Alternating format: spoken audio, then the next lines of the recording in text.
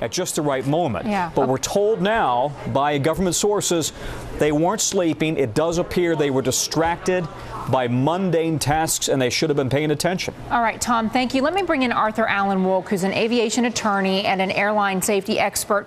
What's your reaction here to the news that they may have been, I mean, the mundane task, the Wall Street Journal is reporting a bathroom break, chatting with the flight attendant in the cockpit, and then taking out laptops to discuss work schedules. What's your reaction to that? That's preposterous. It didn't happen.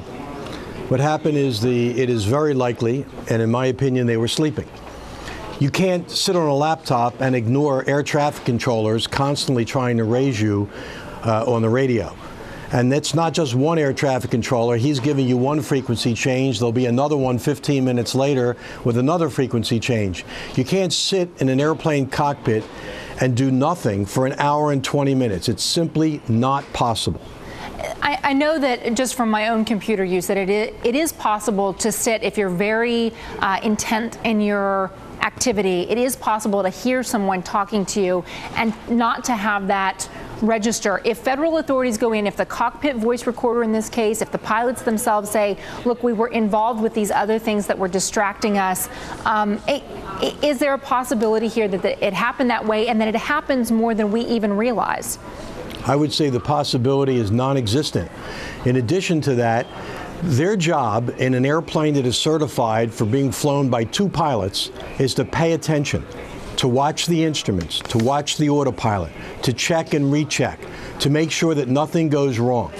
To have both of the crew members occupied with, as they call it, mundane tasks is nonsense. It didn't happen. And if it did happen, well, if it did happen, I'm sure the government is going to come down very, very hard on them, as they will probably in any case.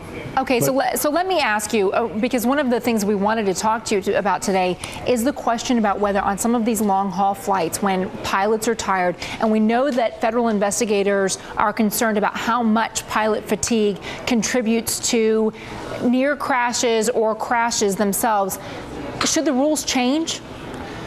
I don't necessarily believe the rules need to change. We have plenty of rules on the books right now. What has to happen oftentimes, and it's usually the pilot's responsibility, is to make sure he gets enough rest. Meaning that on his mandatory rest periods that he's actually sleeping and not doing something else.